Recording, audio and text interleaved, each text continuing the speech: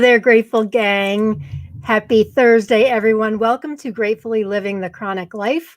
This is episode 54, and I've got a great guest for us tonight.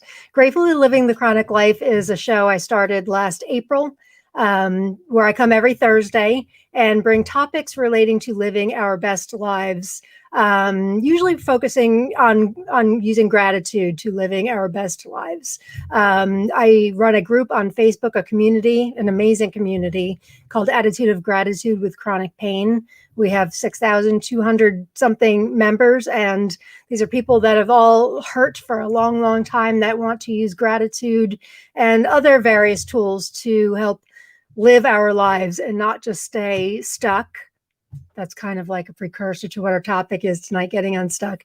Stay stuck in our own misery and despair. So if it's your first time tuning in, welcome. I think you will all, whether or not you live with chronic pain and illness, I think you will find something that will appeal to you tonight, because our guest is really awesome.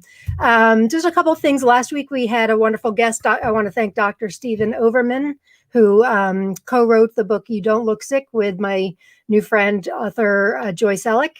Thank you for being with us. I had a great response to his appearance, and I think everybody who watched wanted a doctor like him. Unfortunately, he's retired, but we all wanted a doctor like him. I should mention that this broadcast is interactive, and we encourage people to ask questions, put in comments, and I put them on screen when I can. If you are watching from inside the group, again, the group is Attitude of Gratitude with Chronic Pain. If you'd like to join, you can find us here on Facebook. If you're watching from inside the group and you'd like to put a comment or a question, and because we're a private group, you have to, upon signing into this broadcast, you have to give them permission to use your name and photo. Otherwise, on my end, you show up as Facebook user. And we do have a book to give away tonight. Our author, our guest, Joree Rose, is here with us. She has a great book out, which I'm going to show you in a minute. But throughout the broadcast, all you have to do if you want to be eligible to win the book and you're watching live is write in #gratitude. Next week, we have a great guest coming on who I'm so excited about. Let me show you guys here. Lacey Mucklow is a certified art therapist. She's going to talk to us. She has this wonderful book out called Color Me Great. Actually, she's got 1 million books out. She's an art therapist. And I've had this book for a long time. It's an adult coloring book, and she's got several books on gratitude and, using art therapy to help us with, with all of our emotional issues that we have, emotional, physical pain. She's going to be on the show with us next week. I met with her today on StreamYard. Actually, she is just wonderful. So I cannot wait to introduce her to you guys. Whether or not you do art, and I don't, I enjoy being creative, but I don't consider myself an artistic person. So she's going to talk to us about that and about the benefits of using our creative juices, no matter what your talents are, and how it can help us live our best lives. And finally, last thing before I bring Joree on, if you are a member of Attitude of Gratitude with Chronic Pain, we are revamping our book club starting in September. It's been sort of lying dormant for a little bit, but admin extraordinaire Jill Cook has volunteered to take it over for us, and our first book is going to be, this is an awesome book, You Are Badass by Jen Sincero. I bet Joree down there in the corner, I'm saying, I bet she knows it well. This is the book we're going to read. It's a very low stress book club. It is not reading, a chapter a week or anything like that, but I just wanted to give everybody the heads up. If you're not a member of that sister group, you can find them at the top of our page inside the main group. You do have to be a member of the main group to join.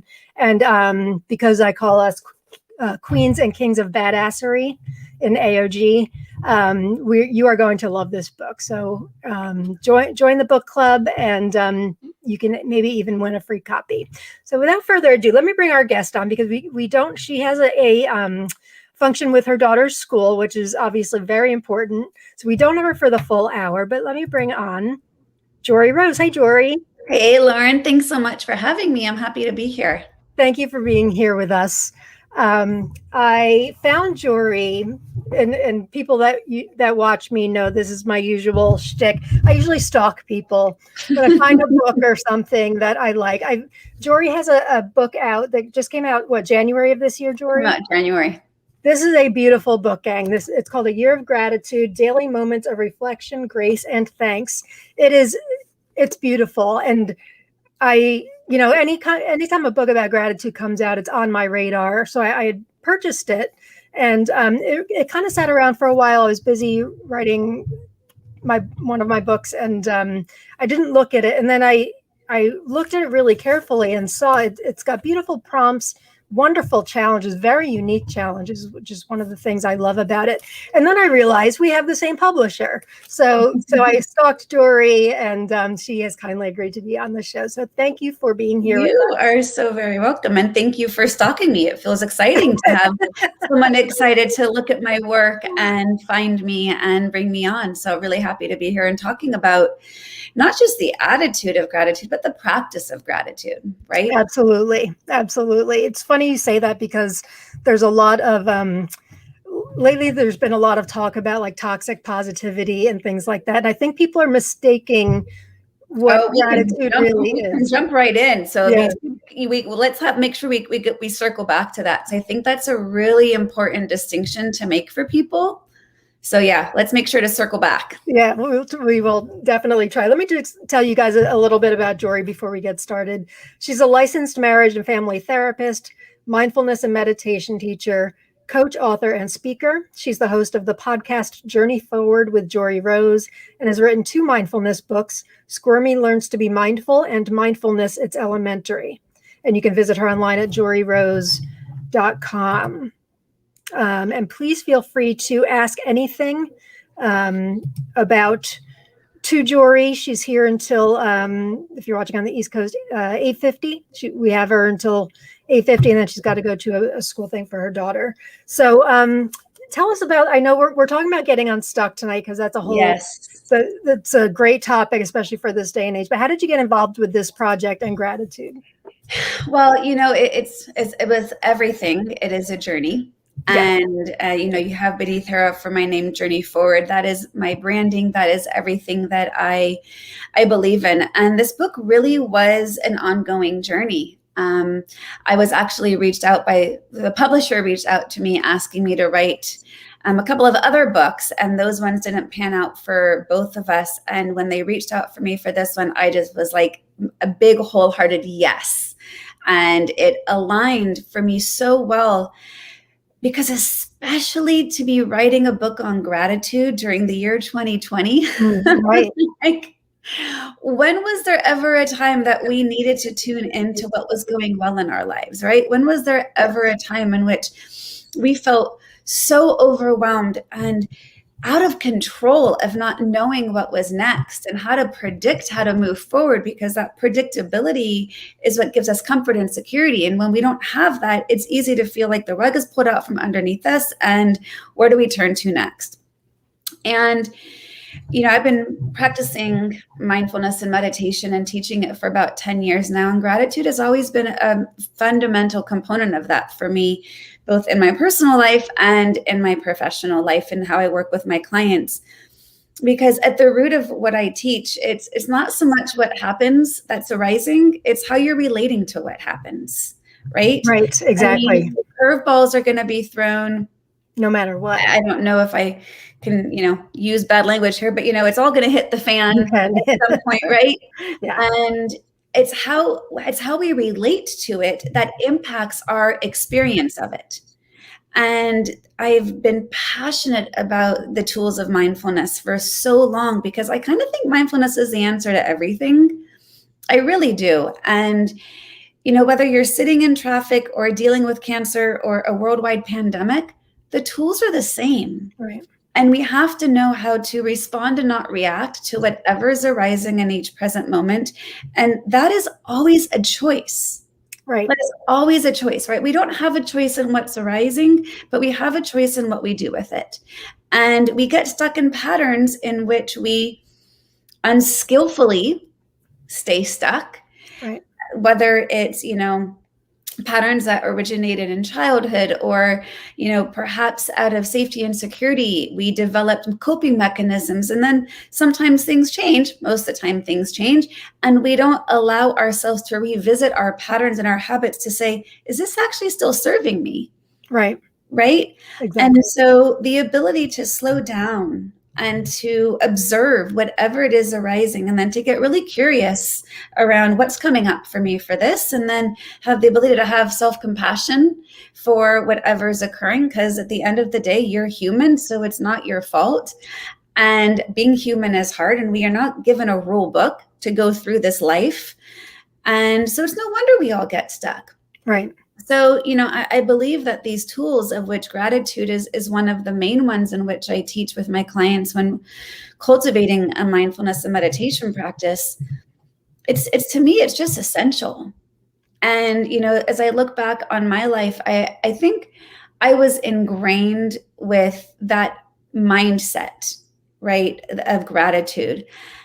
And coming from a family history in which there was trauma and transgenerational trauma, when that is in your DNA, you have a choice. How am I going to live my life? Am I going to live for the living? Am I going to focus on what's going well? Am I going to enact my agency, right? Am I going to have accountability for what I can control and compassion for what I can't control? And this is the crux of it all.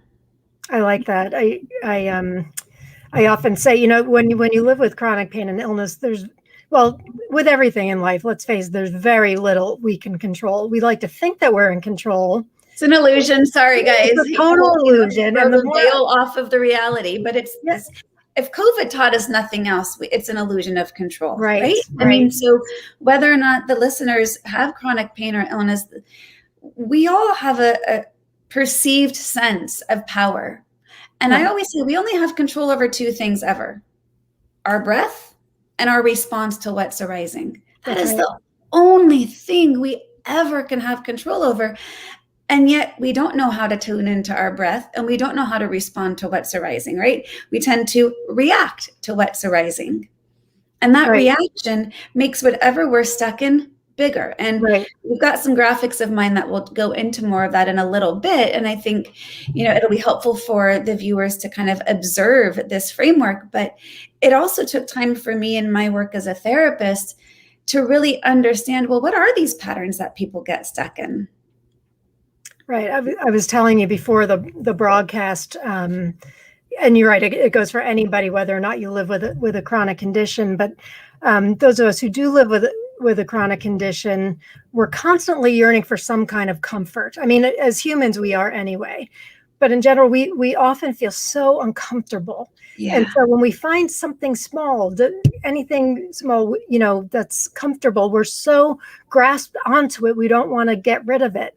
But yet we don't know what's waiting on the other side of that either. There could be something even that feels even better on the other side. Yes. So that's where I find where I can get stuck myself, prior, when I was drinking, prior to going to my pain rehab and all of that, I was in a really stuck place and didn't envision a way to get out of it.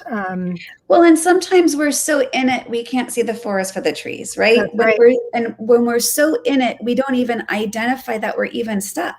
And sometimes I'll say to people, like, you become so stuck that you think this is normal, that your baseline has become something that you don't even see as a problem so much anymore, because it's become so ingrained in your perceived sense of your identity, right? Then it becomes resigned to, this is just who I am. This is just the way things are. I guess it just is what it is.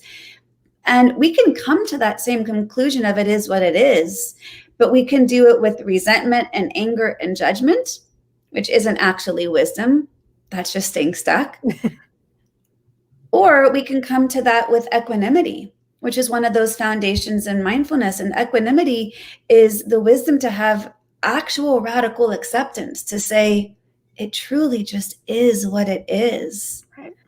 And mindfulness is rooted in Buddhist meditation practice. And one of the foundational tools is this idea of the first dart and the second dart. Do you know about this? I don't know. The first start is just what life throws at you, right? Those are the curveballs. Those are the things that we have no control over. Those are the worldwide pandemics and whatnot. The second dart and every subsequent dart thereafter are the ones that we throw at ourselves, where we say, why is this happening? Why me? Why this? Why now? We go into judgment. We go into comparison mind. We go into magical thinking and wishing and hoping and bargaining, right? Like all of these things. But underneath this first dart and second dart is the idea of pain is inevitable, but suffering is optional. Right? Yeah. So that's where this comes from, because the pain is inevitable. That's just the first dart. That's just what life is throwing. Right. The suffering is optional component is, what am I doing to contribute to my suffering? Right.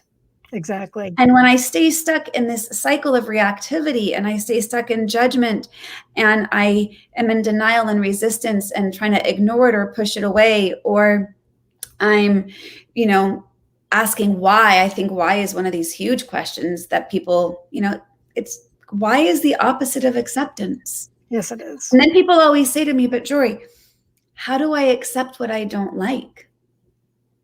You don't have to like it. The response is, you don't have to like it, but not accepting it doesn't make it go away. It only makes your reaction to it bigger, right? So everything that I work with my clients and that I teach is, how can I cultivate and develop strategies that are both rooted in ancient contemplative practice that have been around for over 3,000 years, that we now have Western science to say, oh, actually, when you practice these things, guess what? You're actually able to rewire your brain as a result. And, this is where mindfulness bridged this ancient contemplative practice and into modern secular society. Was John Kabat-Zinn in 1979 at the University of Massachusetts, worked in, he was a PhD of biology and had a lifelong meditation practice. And he worked in the clinic with those who are chronically ill and chronic pain. Right. And said, well, let's just see what happens when we teach these people who are dealing with chronic pain and illness how to practice meditation and mindfulness, which is all around being present and accepting and having compassion. Because the alternative is wishing for life before your diagnosis, judging your diagnosis or your set of conditions that have been altered, or fearing the future. Right? Right. So anytime we are out of the present moment, we are throwing second darts at ourselves, making our condition actually worse. So we're doing the counter to what we're actually wanting. Right.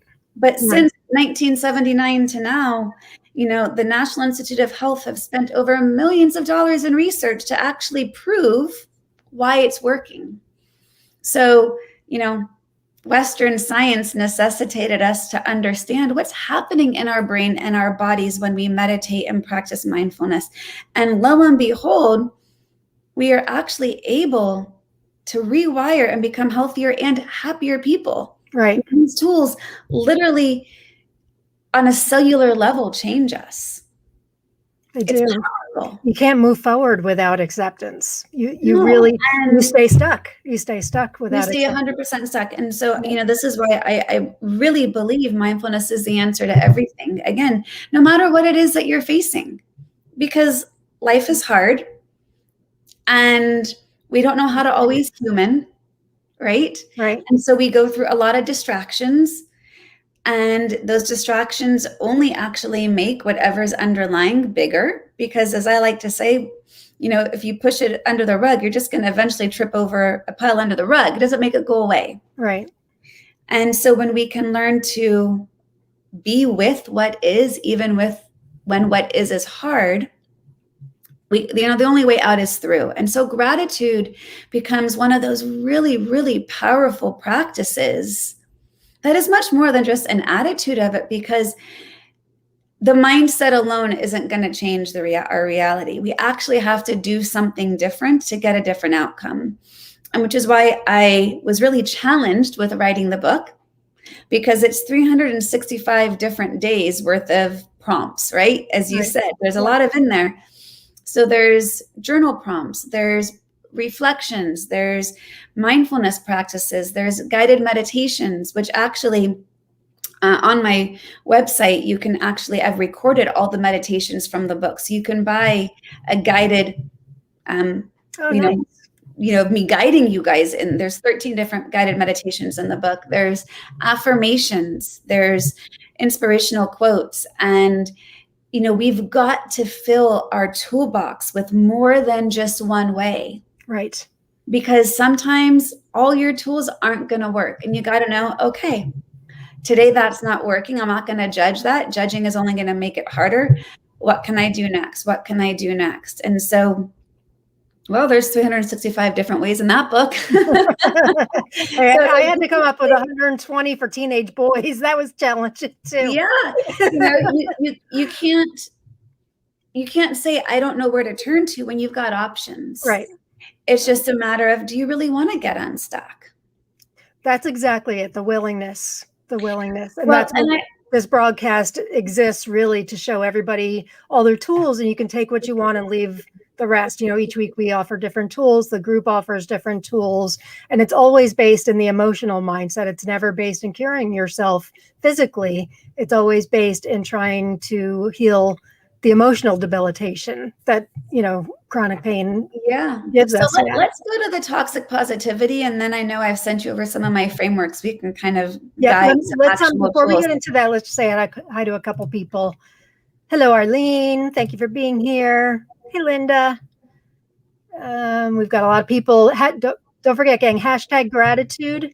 If you want to win the book, which we'll do a drawing at the end of the broadcast. It's a beautiful book.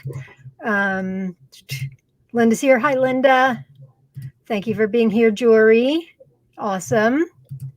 Sherry Oliver from Madison, Wisconsin. Hi, Sherry. Mary's here. Hi, Mary. Somebody didn't sign in. Facebook. Yes, respond and not react. Oh, that is absolutely. If you learn nothing else from me, take a minute and just breathe and respond and not react. That's it. Yep.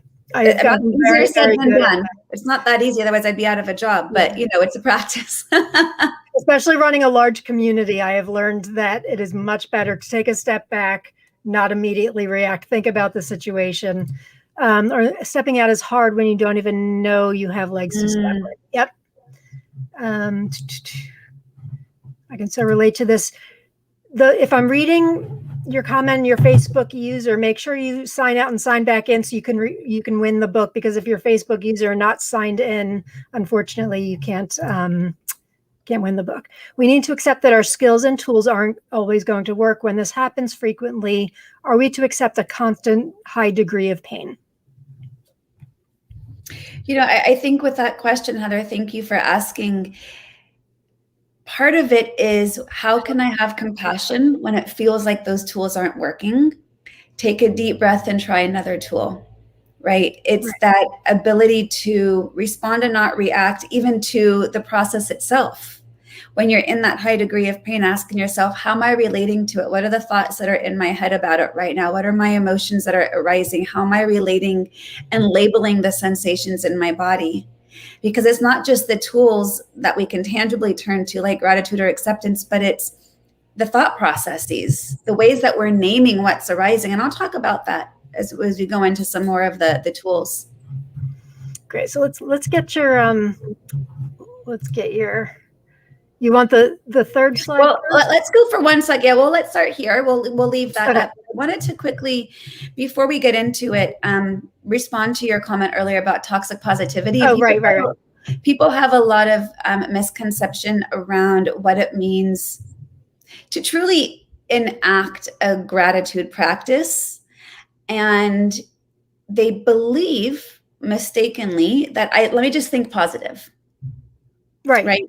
Exactly. And if I just think positive, then that should change things.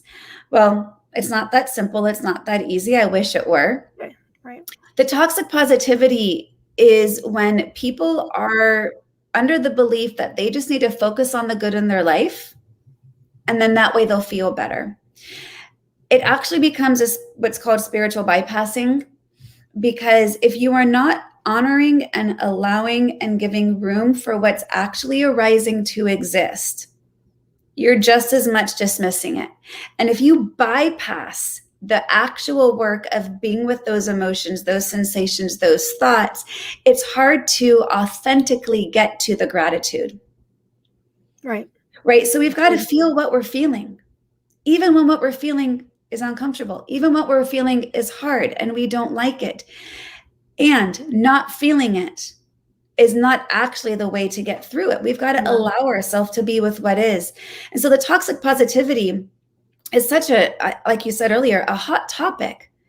Because, well, can't I just focus on the good and then everything will be better? Well, no, but you've got to acknowledge the path on the way there. Absolutely. You can't just bypass it all and then think it's all going to be better, because you're not actually doing any work. Because it eventually, from speaking from personal experience, it stewed up in me, until I blew in a very bad, dramatic way, which I wouldn't wish on anybody. You do, like you said, you have to walk through it. And my answer to that would be, like we talked about, you don't have to like it. But what is your option? You cannot accept it, but then you're not going to have any chance to move forward. Right. And there are so many tools, just trying them out. Some are going to work, like you said, Heather, and some aren't, but you either have an option to accept it or not. So even before we even jump in some more, remember, each moment is another opportunity to practice. And so we can easily feel shut down when we try the tool and we can say, oh, well, see, that didn't work. There I go. Why even bother trying? Right. And so again, the opposite of judgment is compassion. And so when we can have compassion for when we get stuck, that actually is going to help us get unstuck. When we enter into judgment when we're stuck, it only is going to serve us to keep us stuck. You're right. That's a good point. I mean, everything is a practice. Whether you do gratitude journaling, whether you write your 3 things you're grateful for every day, whether you do, I do mindfulness in the group every day, 5 to 10 minutes. It's all a practice. It's not going to work on the first shot. It takes consistency and practice in order. Just like if you start taking a new medication, they don't usually work from day one. They take time. And it's frustrating. There's no question about it. It's excruciating. Yeah. It's frustrating. So, I think compassion and gratitude and loving kindness, which is one of my other favorite practices of offering yourself well wishes, because if we can't, I like to say, you can't receive what you don't believe. So loving kindness towards yourself, offering yourself the daily intention to wish yourself well, is going to be one of the paths to actually receive the goodness that's around you. And it's going to help shift the lens of what you're focusing on, because, we are wired with a negativity bias. So we are going to be drawn into what's wrong. We're drawn into the negative. We're drawn into what hasn't worked. So it is active work to fight the uphill battle of the way our brain is wired, to look for the good and dwell in the good, right? Mm-hmm. And so our compassion practice, our loving kindness practice, our gratitude practice are all ways to get us towards dwelling in the good. We're not dismissing what the bad is. We're just honoring, that's there. And, if you can replace the word but with and, it is a huge shift. Today was not such a great day, but I got through it, versus today was not such a great day and I got through it. Oh, I like that. And instead of but is a game changer, because it allows you to honor all sides of what's arising. If you say but, it negates whatever came before. What a great tip. And so, to say and not but, even think about it in your relationships. Like, I'm so frustrated, but I love you. No, I'm so frustrated and I still love you, right? The frustration doesn't take away the love. It's not negating it. I'm overwhelmed, but I'm excited. I'm overwhelmed and I'm excited. Both are true, right? There's multiple truths. So when we can allow ourselves to view things through a lens in which allows for these multiple truths, this is hard and I'm already getting through it.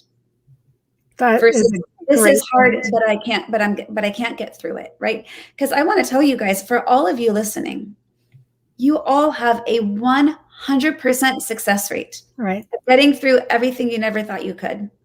The fact that you're here breathing, right? Because at the very root of it, as long as you're breathing, there's more right with you than wrong with you. That's right.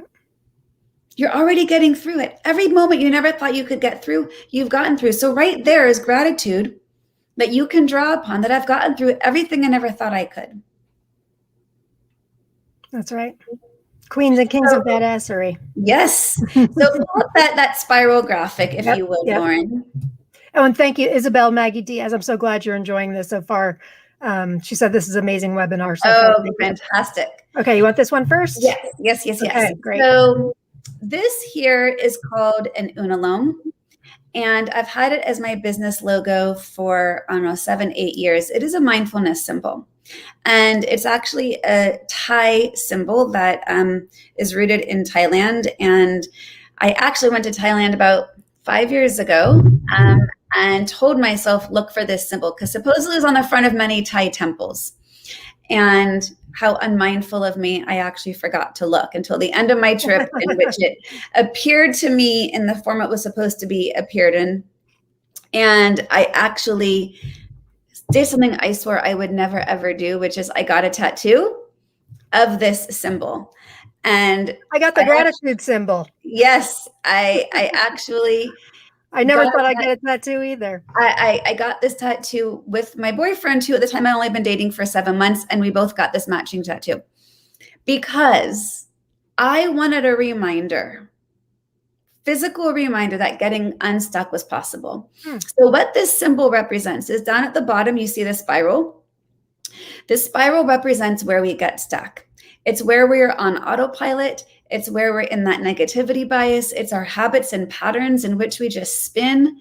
That spiral represents our hamster wheel of life, where we're just going through the motions.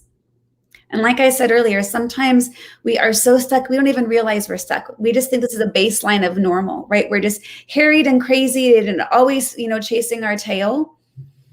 So the point of connection of the line coming out of the spiral, I call the mindful moment. Because what the line coming out of the spiral represents getting unstuck. And if you can see, obviously, you can see here on the screen, it's not a straight line. It's not a direct shot out of what's not working. There's lots of twists and turns, and only towards the top, but does it become a little bit more straight? So this is a symbol that's representing the path to peace. One could argue the path to enlightenment. I think we can't even attain enlightenment. Maybe we have enlightened moments, but that's not our intention. So I call that point of connection where the line coming out meets the spiral. I call that the mindful moment, because that's the moment of awareness in which you recognize you're stuck and you have the opportunity to decide, look at that, I'm stuck. What do I want to do next? Now, as a therapist, one of my favorite questions to ask my clients is, how is it serving you to stay stuck? And people always say, Joree, it's not serving me. It sucks. It's horrible. And yet there is a secondary benefit you're gaining by staying stuck. So Lauren, what would you say from what you see? And for any of you listening, what do you think? And I would love to hear some feedback. So let's have some interaction for just a moment. Right. Why would you stay stuck? How is it serving you? What's the secondary benefit you're gaining by staying in the spiral? Well, it's scary to get out of that comfort zone. It's protecting ourselves, whether, or it's thinking I'm protecting myself, like the definition of insanity, doing the same thing over and over and expecting different results is what I did for a very long time, because doing something new and getting out of that comfort zone is scary. So that's how I would answer. But I would love to hear what you guys, Arlene says, it feels safe if you are stuck. Yes. Familiar. It's familiar. Yep. One of the things I see with a lot of my clients is staying stuck in whatever narrative. Change is definitely hard, Margaret. Yep. It gives you an identity. You know what to do there. It's your narrative, right? And so that identity and that narrative, we believe, becomes such a part of who we are at our essence, that sometimes that I see it over all the years in my work, that people say, well, if I get unstuck, then who am I? Who am I without this narrative? Who am I without this identity? It's familiar. It's known. Oftentimes, and we know change is scary. We know change is hard. And one of the things when I was really stuck, so I woke up one day in my early 30s and I realized I don't know how I got here. I had gone through the motions of what was next, what was next, what was next, what was next. And I realized I didn't really know who I was. I had been with my high school sweetheart since I was 13 and had been married and 2 kids. And while I was happy and I really had the life I cultivated, I wasn't fulfilled because I was just going through those motions. It was this identity of mine to just be with this partner. I didn't know who I was outside of that. And the unknown used to scare me to death. Sure. The unknown was this big black abyss of fear. And I was driven by fear and anxiety. So why would I enter into the unknown if that's where anxiety resided, right? Right. And so I stayed stuck because even though I was unfulfilled and to a larger, extent unhappy, it felt safer than that unknown. But I had this major mindset shift one day, Lauren, that was just really powerful. And that mindset shift was me realizing in the known is where I was stuck, right? Right. And I'd also done everything I thought I could to change what was in that spiral for me. And nothing was changing. And I had to come to the realization that actually my true happiness, my alignment, my fulfillment, that possibility resided in the unknown. And it was a practice. And this symbol was huge for me because it was a visual of me seeing I have to get out of where I'm at to have the possibility towards alignment, peace, fill in the blank for whatever you guys are needing, right? Right. So going back to that spiral logo, I call it I refer to, the crux of what I teach, the ABCs of mindfulness. So the A stands for awareness. As I always say, you can't change what you're not aware of. Once you're aware you're in the spiral, right? You then, with that awareness, take a breath. That's what the B stands for, is breathe. Because if you can take a breath and calm the brain, calm the body, now you're going to have access to your tools. Because when our emotional brain takes over, right, our executive functioning shuts down. That's the reciprocal relationship of our emotional brain to our executive functioning. So we've got to be able to quiet down the emotional brain if we even want to access our tools. The C for the ABCs is choice. I can either go back into the spiral, but if you go back into the spiral, I'm not going to judge that. Just do so consciously. Do so with awareness. At least if you're staying stuck, say, I'm staying stuck right now because it feels safer, right? Or I'm not ready yet. But to me, it's about the consciousness. It's about the awareness, the intention. So you choose to go back in the spiral, at least do so with awareness, or you choose to work your way out, which is coming out of that path, which is not a straight line. Right. It's interesting that symbol is so similar to the universal symbol of gratitude. Yeah. Yeah. And the spiral itself shows up in so many different, religions and symbols, right. And, going into kind of ancient contemplative practices, it's a path back into ourselves, right? Yep. It's either reaching higher consciousness or into ourselves. I mean, there's different variations you can say, am I going deeper or higher, whatever, which way. So if we go to that next slide, and I know it might be hard for some of you guys to see, but this is now, if that unalome, if that spiral logo is a visual for where we are, what I saw over the years as a therapist was patterns that people got stuck in. And I call this the cycle of reactivity. So I want to point you guys over to the thoughts. So don't look at everything else yet, but look at the thoughts. So like if you're looking at a clock, the thoughts are here on the 3 o'clock spot. I find with many of my clients that their thoughts is the starting point of where they get stuck. But I want you to know, in looking at this diagram, thoughts and emotions and sensations happen almost simultaneously. So even though I see many people getting stuck in a thought first, especially if you're dealing with chronic pain, maybe you're getting stuck in a sensation first. But just know that thoughts, sensations, and emotions are interchangeable in how they show up. Okay? So it looks like this. We have a thought. Now, I have here on this example the thought of, I can't do this. I hate this. Nothing will ever change. Others do it better. I suck. Whatever the thought is. When you have a thought, it's going to lead to an emotion and a sensation. So if you have the thought, I hate this, it might lead to a sensation of a pit in your stomach, or a tightness in your chest, or tension in your shoulders, or a constriction in your throat, or heart racing or sweating. We're having a physiological response to the thought, I hate this. Okay? We have the thought, it leads to a sensation.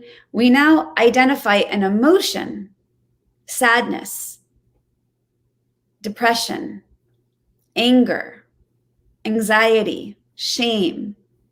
Okay, well, now we've got this emotion. Now, again, maybe you have an emotion of sadness first that leads to a thought of, I hate this, that leads to the tension in your body.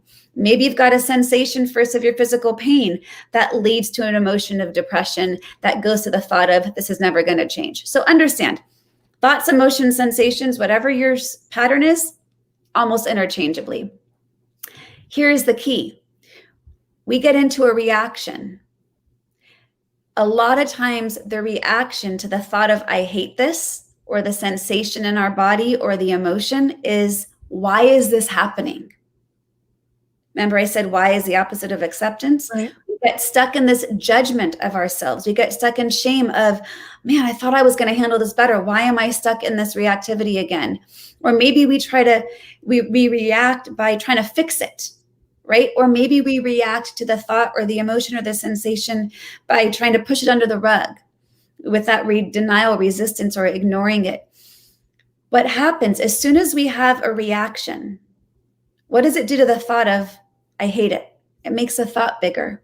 Right. Which makes the emotion stronger, which makes the sensation stronger. And here we are in a cycle of reactivity. And oh, look at that. It looks just like the spiral in the Unalome. Right. So when you recognize you're in this cycle of reactivity with awareness and with compassion, we can work our way out. And that's where we come to the responses. And the responses are all the ways to get out of that cycle of reactivity, just like that path out of the Unalome and up the path out of the spiral in the Unalome.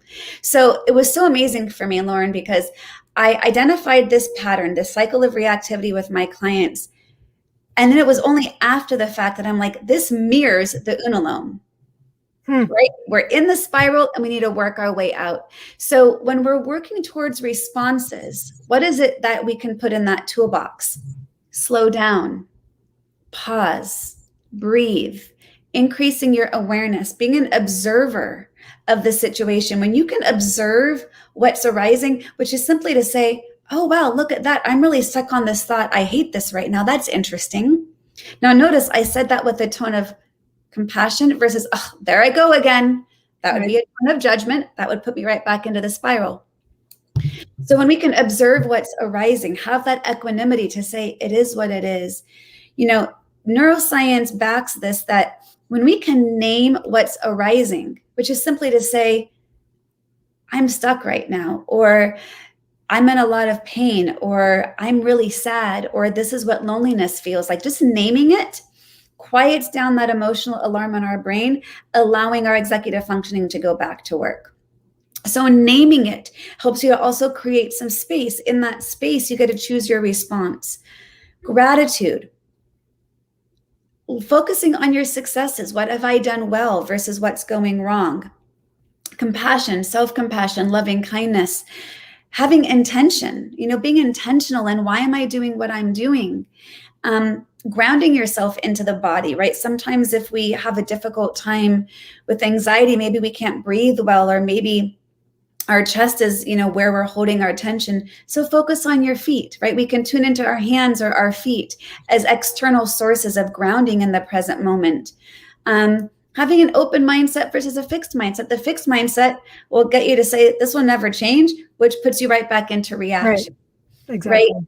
Yeah. Having non-attachment to the outcome. So we're practicing these tools without saying, I'll be good or bad whether or not these tools work, versus I'm just practicing these tools because this is my practice, right? Knowing that any thought, any emotion, any sensation you're feeling is what's happening in this moment. And it may not last forever, but the more I think it's going to be forever, the bigger it feels, right? Absolutely. So we're always in an ability to see where we're at in this cycle. And I actually have a course that's coming up starting September 9th. It's called the Journey Forward Method. And this cycle of reactivity is the crux of the course. You know, when we can understand our patterns, when we can understand our habits, and we can visually see where we are getting stuck in our patterns, we then have a pathway out. It's powerful. Otherwise, we're just stuck. We're in the spiral. We don't know getting out's an option. We think, I'm trying to get out, but we don't actually have the toolbox of what helps us get out. Right. And so I've created a little quiz. I know you've got the link for that. It's the Get Unstuck assessment. Can people get to your course right from your website there, Joree? You know what? It is not listed as an offering. There's a separate landing page for it. Okay. But if you go to my website, you can message me, or you can find me on Instagram at Joree Rose, or on Facebook. Or even, you know, Lauren, if there's people who comment, I would like to know more, you can send me contact info. Sure. But it's pretty easy. It's joreerose.com/journey forward method. Okay. So pretty straightforward. And then you have a quiz you so mentioned. The Get Unstuck quiz is something I've created. It's a short 25 question quiz. But as I said in the beginning, you can't change what you're not aware of. And so I think part of the reason people stay stuck in the spiral is they don't know where to begin. They don't even know where to start.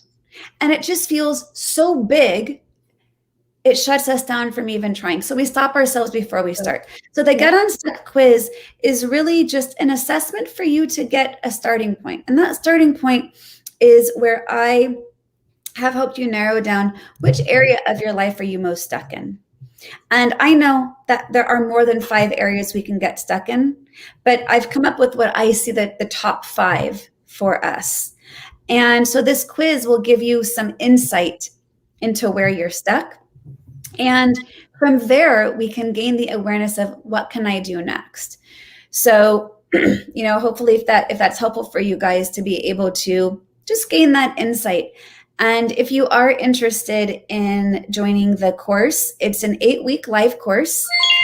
And it's, you know, if you can't make the live recordings, it is recorded and you get lifetime access. But I've also got 3 bonus courses you get as well: an introduction to meditation, introduction to mindfulness, and all of those gratitude meditation bundles that I mentioned from the book. So that sounds wonderful. It's an amazing, I have to say, it's, you know, my 20 years in the mental health field in an 8-week course. Wow. That does not mean in 8 weeks you're all sudden cured, right? It's not, That's not how it works, right? I can tell you that I can give you all the tools to get unstuck. It might be a lifelong process of how we do that, because guess what, you guys? We keep getting triggers. It's not a one and done. Life is going to continue to happen. More darts are going to get thrown. We have to learn how to stop throwing all the second darts at ourselves, right? I love that dart analogy. Yeah. Just so you know, my alarm did just go off, unfortunately. Yes. You have got to wrap up in just a few minutes. Yeah. So I want to look at what this comment is from Heather. Sometimes as a caregiver of an elderly parent, we are only able to exist, and maybe that's okay. Maybe we need to be thankful for just existing. Yes.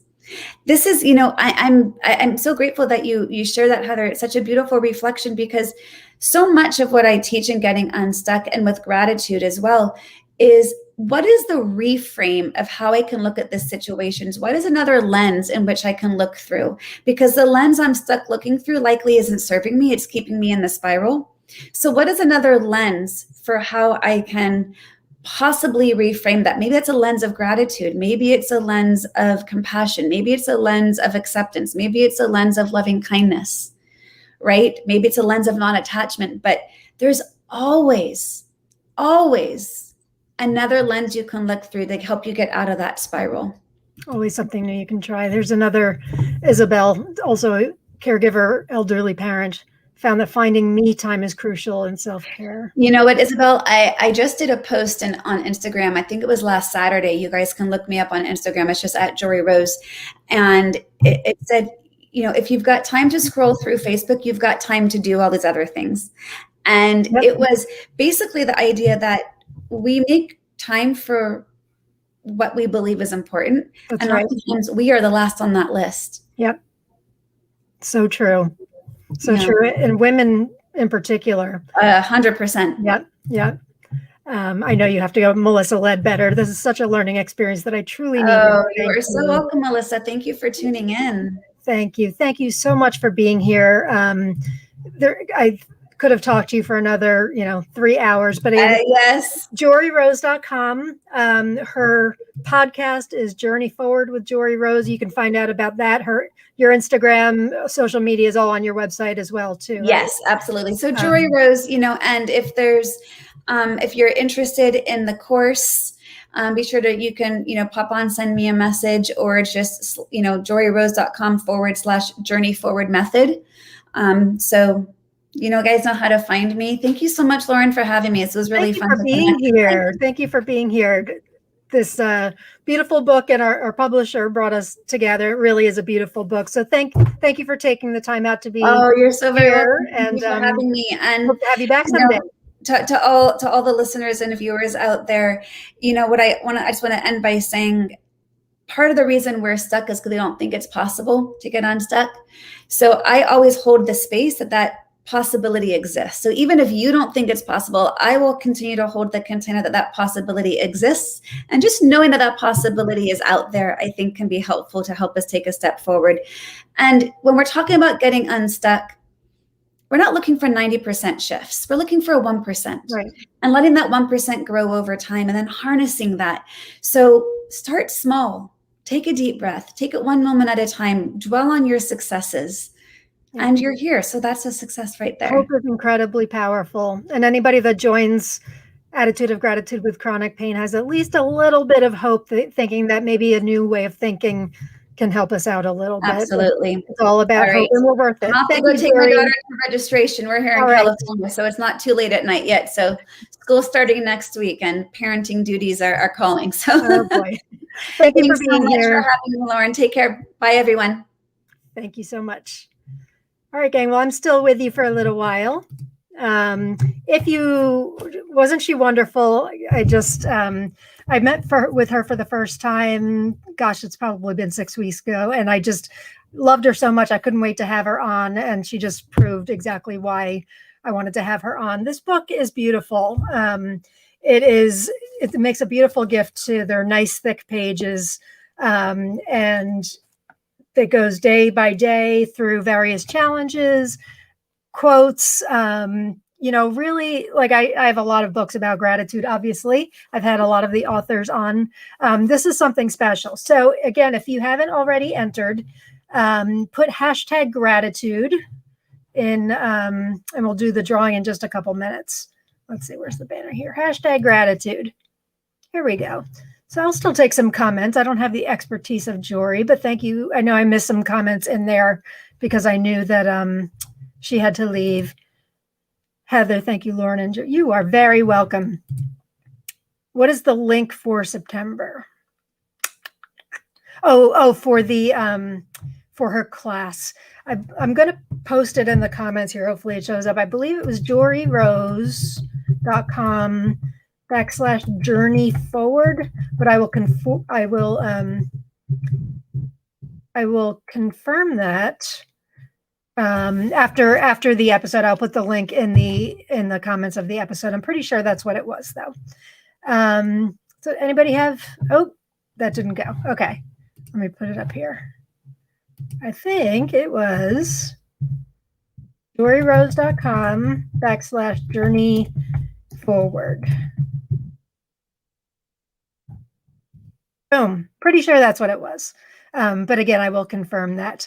And if you wanted to take her Unstuck quiz, you can go to JoreeRose.com at getunstuckquiz.com. You guys had some really, really meaningful questions and comments for her. Let's see if I missed anything. I think Facebook user, I believe it's Jill Cook. I had a feeling that was you, Jill Cook, just based on I know you said, well, based on your comment, I'm like, I think that might be Jill. Crisis translates into two words, danger and opportunity. So crisis can mean something fabulous. Interesting. You're right. You're very right. Arlene says switching but for and. I liked that a lot too. I had heard that briefly before, but not the way she described it, and I really, really like it. So, okay, I'm going to go ahead and do the giveaway if everybody's got their oh, hi, Brenda. Thank you for being here. This was great. Loved it. Thank you so much. You are welcome. You guys are going to really love next week's guest, too. I met with her today. She's just awesome. She's a licensed art therapist. She has done this book and many, many other adult coloring books, which is ironic because, I contacted her like the day before I realized I think it was yesterday, was National Coloring Book Day. If you're in Attitude of Gratitude with Chronic Pain, we do an intention post every day, and I put what national days are that day, and it happened to be National Coloring Book Day. And she's got a million of them, like Color Me Grateful, Color Me Calm, and all that. She is incredibly knowledgeable about how we can use art, whether we're artistic or not. And I showed her some of my just color splotches with watercolors, because I'm not artistic, but there is a very meditative and healing properties to art. And so she's going to talk to us about that, overcoming fear of trying it. So she's super, super knowledgeable. Let me put that up again. Hang on. Boom, there she is. Next Thursday, same time, same bat channel here. Lacey Mucklow is her name. Okay, let us do the giveaway. Let's see who's going to win today. Hang on. Remove that. Stop screen. Hey, I successfully didn't knock myself out of my own broadcast today, so that's a plus. I didn't last week either with Dr. Overman, so maybe I'm finally growing up in the broadcast world. Let's see. Except now my mouse isn't working. Bad timing, mouse. I spoke too soon. Hang on, I got to reconnect my mouse here. Okay, let's see if this works. There we go. Okay, giveaway tool. Boom. All right, let us see who's going to win this beautiful book. Good luck, everybody. Who's it going to be?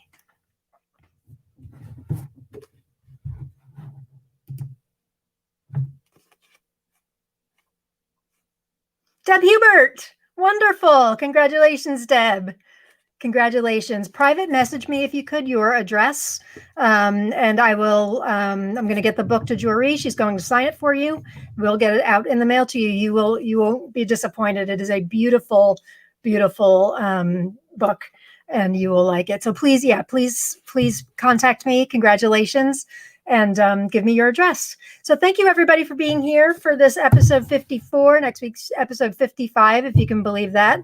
I am so grateful for all of you for being here with me each Thursday. And it's a privilege to introduce you to all of these experts that I have on, or even my own ideas. And I hope that you take nuggets of wisdom with you each week that you can use in your own lives.